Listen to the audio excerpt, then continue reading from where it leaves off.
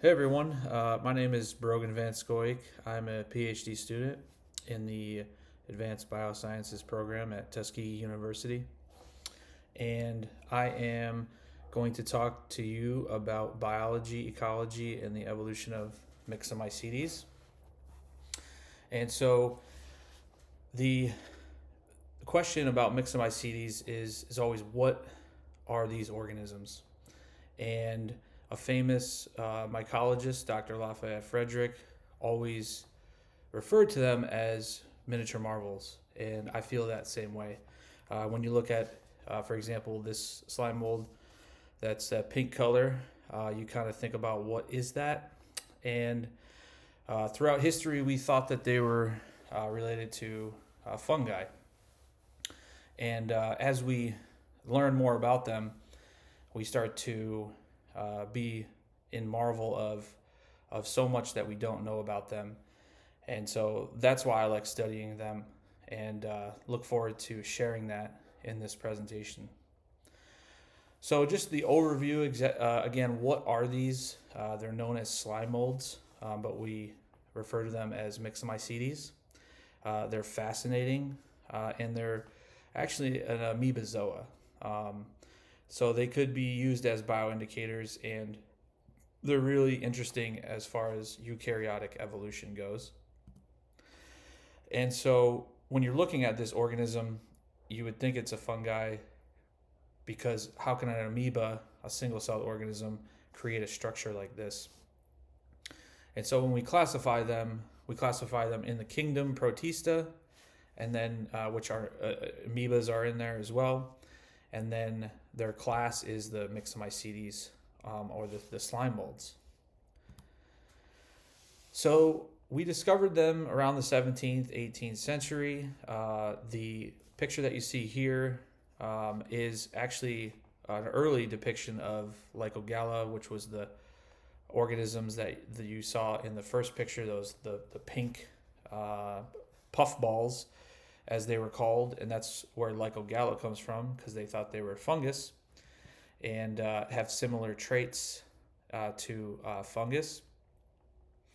But as we start to look at their genetics and dive a little deeper into the molecular biology of them, it starts to look like a different organism. And so that's where we're at right now, and we're still discovering where to put these organisms taxonomically. And the domain they're in is in eukaryotes because they have a nucleus, they have organelles, and specifically the kingdom Protista.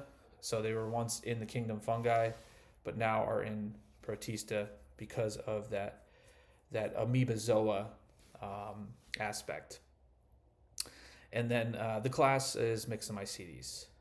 So that kind of separates them apart from the amoebozoa, because I'll explain a little bit more about what amoebas are.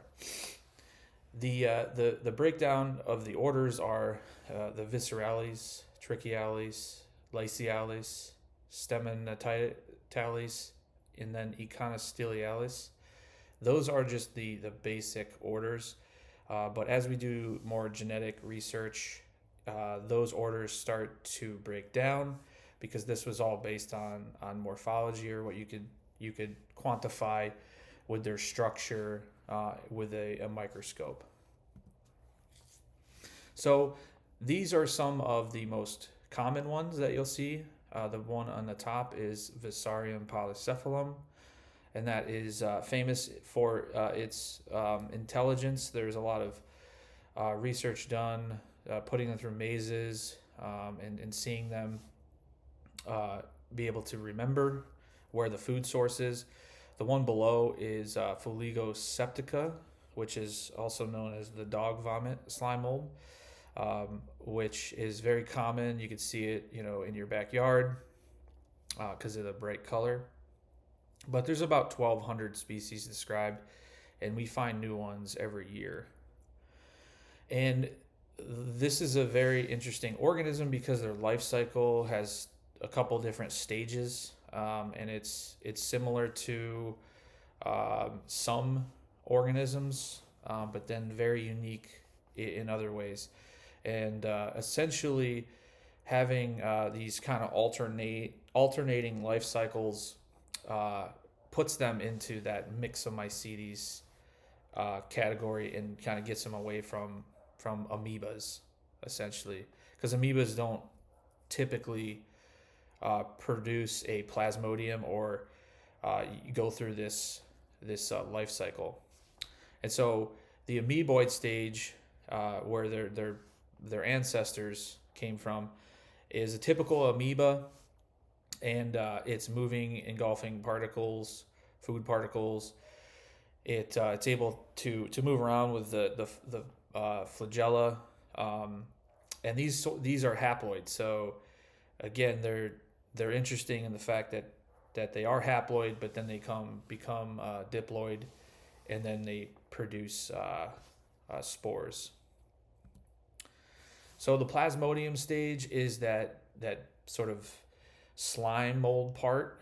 That's where they got the name from, and they are just a bag of cells, essentially, that have started to go through mitosis and just get larger, and they start to feed on microorganisms like fungi and bacteria. And so you will see this stage of the life cycle, but eventually it turns into a sporangia, which is similar to like a mushroom. And we call those fruiting bodies. And the fruiting bodies are where the spores are released. And as the plasmodium is moving around and feeding, if the food source starts to get limited or the conditions of the environment start to change, and it feels like it's unfavorable, then it starts to produce this fruiting body because it wants to survive and spread its spores so that the next generation can survive. And the way that they do this is they produce this fruiting body, and the spores are in the top of this, where we call it the capillicium, which is unique to Myxomycetes. Fungi do have spores and they create a fruiting body, but theirs is different than a slime mold, and this way that they disperse spores. So when you're looking at this, this is a combination of thousands of cells from the plasmodium that have now been constructed into this beautiful fruiting structure. And really the morphology and the identification in the past 150 years has been based on looking at the spores, because the spores are different in different species, and looking at this network called the capillicium, which is related to the spore dispersal, or this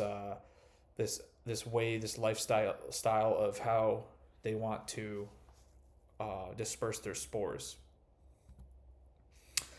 And the reproduction in Myxomycetes is also different than your strictly amoebozoa or fungi.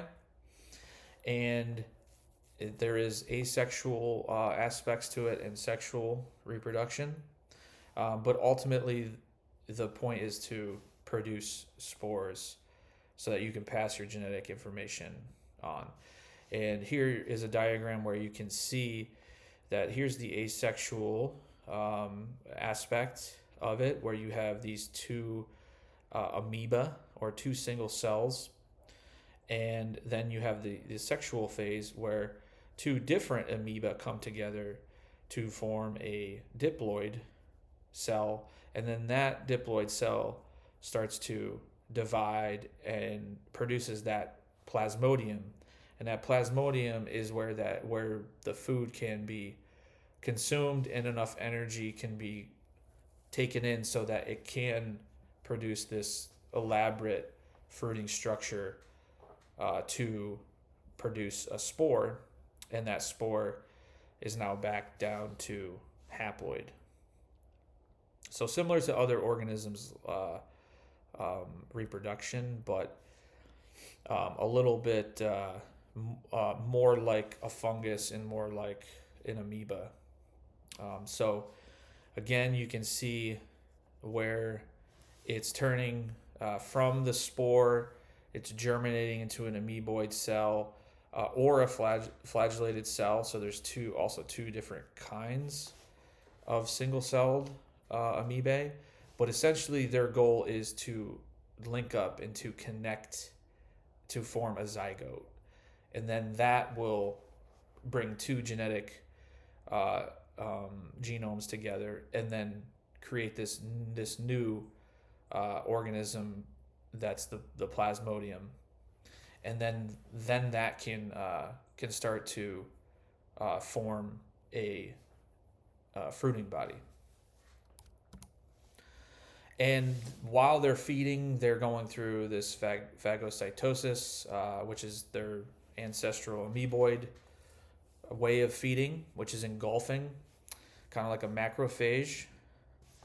And they're using chemiotaxis to try and detect the chemical signals that these food sources have, like bacteria and decaying organic matter, so they can pick these up, and then they'll start to use their pseudopodia, or their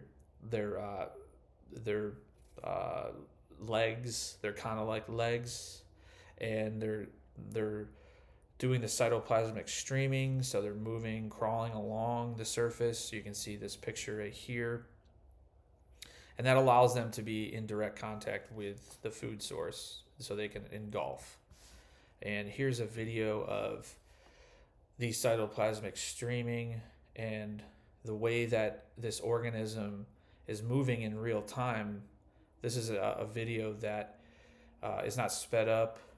It is how this plasmodium is moving and detecting where the food source is, and then it's able to switch and use that chemiotaxis to search out its food source. Now, the Myxomycetes are found everywhere. There are some endemic species that only happen in certain environments, but essentially they're cosmopolitan, and we find them everywhere. Whether or not you actually find a fruiting body or a plasmodium depends more on the conditions or the weather that is going on within that environment, and we'll talk a little bit about that. And where can you find these? Preferably, since they're amoebas, most protists too are in a liquid environment. So the decaying wood, the leaf litter, the tree bark, the soil, when it becomes moist, it's a good intermediate between just completely liquid water and a medium that they can survive. And think about that slime, that plasmodium has to have humidity and moisture in order to survive. Otherwise, it'll dry out. And we're still learning about their ecological role, but we know that they are involved in competing with fungi and bacteria, and those organisms are helping to break down organic matter. So they're in direct contact with that, so they help decomposers in forest ecosystems, and they help with this nutrient cycling because they're preying upon bacteria, fungal spores, and microorganisms, and that helps release nutrients back into the soil. So they're important in nutrient cycling. We just haven't pinpointed exactly which bacteria they're feeding on, and the specifics on that. They do interact with other organisms. We're still learning, but we have observed that they are predated by insects, and I've even seen some animals eat them, and people do eat them. The large plasmodium South American communities have documented eating it, and The competitors are going to be, again, the fungi and any other microorganism that is also on those substrates or in those microhabitats. And they also get attacked by fungi and bacteria as well. Like I said, they're kind of in that same niche. So we can look at how these organisms interacting and come up with a better idea of maybe is there any symbiosis going on. They are environmentally sensitive, which means that they're they're an amoeba, so they need humidity, they need water, they need a moderate temperature. If it gets too hot out, they don't do very well, and then an intense light too is not very good for them. And then pollution, so they're really in tune with their environment, and they're sensitive. They don't have a very robust cell wall like a plant or a fungi does, like chitin. So they are very exposed, and air and soil pollution like acid rain does affect them. So that's good for looking at bioindicator. And they survive a long time. We don't know exactly how long, but they can go into this dormant phase and form a sclerotium, which is just kind of a hard outer surface. And the spores are also very resilient. So they are in the environment, in the soil, on the tree bark, and then when conditions are good, then they can come back to life. And these microhabitats are where you're going to find them. Mostly our research is in forests. Wetland ecosystems are still to be discovered and still looked at. But I was able to look for the presence of Myxomycetes in a swamp. Just again, going back to the biology of them and their life cycle, they need water, so we can assume that they were there, but no one had checked, and sure enough, we found them. Again, moisture is crucial for Myxomycetes. It is very important because again, they have that ancestry of being an amoeba. Being an amoeba, being a protist, typically you would only be able to see these organisms under a microscope. But these organisms, with their life cycle, like we talked about, are able to produce these elaborate fruiting bodies to disperse their spores. And this is how we identify them. And so we have about 1,200 species. And some look very different from each other. Some look very similar. But essentially, there's a very high diversity of them. In Visarium, in Foligo, that dog vomit slime mold, and Stemonitis are the most common, and you can see some of the Stemonitis right here, which are the tall stalked ones. And this goes back to how old they are. So if an organism is around long enough, it starts to evolve into different species and radiate, and having this amoebozoa ancestry of about 750 million years, we can assume that they have been around a long time, so they can evolve these different elaborate structures. And the origins, again, just go back to that amoebozoa and very unique life cycle. And as we look through the evolution and look through and trying to identify what these organisms are, we can go now to the genetics and look at the molecular data and sequence their DNA and make a tree like this. And turns out this is very close to the morphological. So just based on their appearance, we have now been able to match up some of the genetics and make these phylogenies. But there are still some places to clarify, because some species overlap and turn into morpho species. So looking at the DNA sequences and looking at these RNA genes, like the 18S ribosomal RNA gene, are used in evolutionary biology to determine, is this a slime mold? Is this a Myxomycetes? Is it related to amoebas?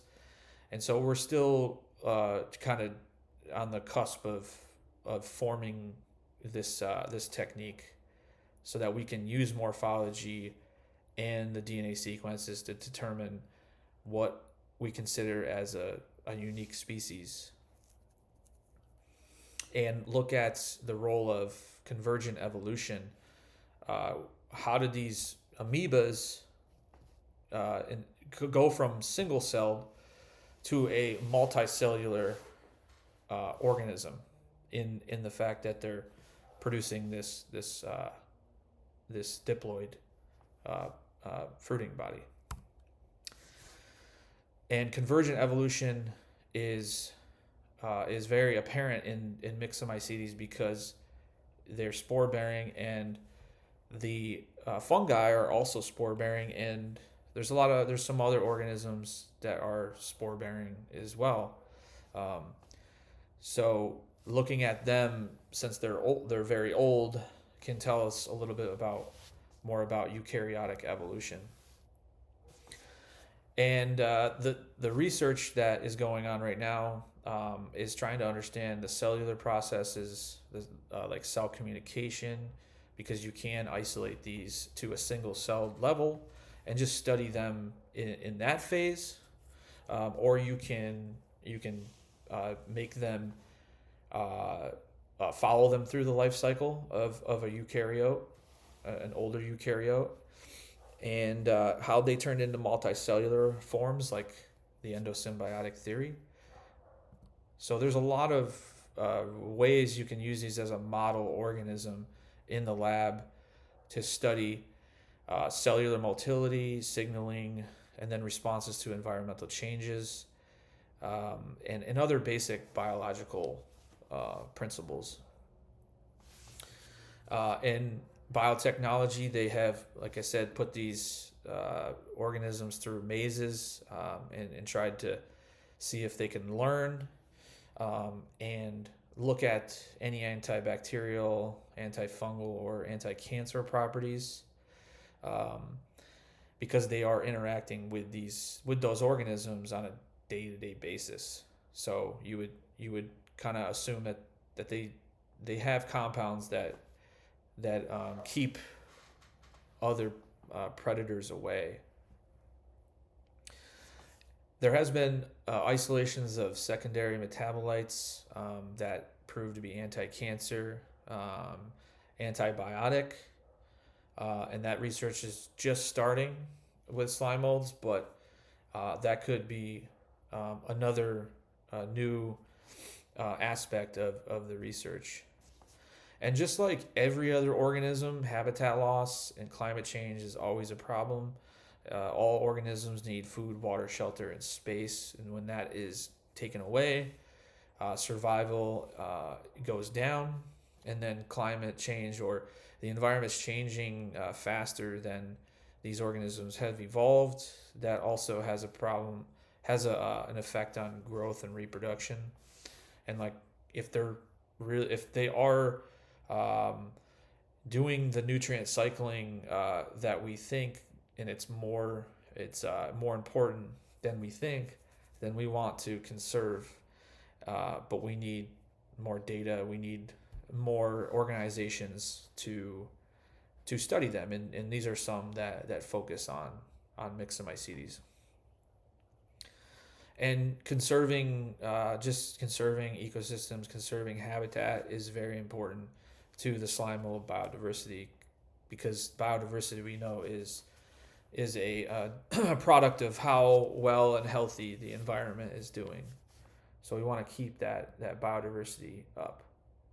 Future research can be really focused on their basic biology, such as the life cycle. What are they doing in the ecosystem? Uh, how do what actually triggers them to produce a fruiting body that would help with identification? And do they prefer certain bacteria versus others? And this nutrient cycling, how big a role do they play? Uh, and how can we look at their evolutionary history a little bit deeper as far as looking at the whole genome of some of these species?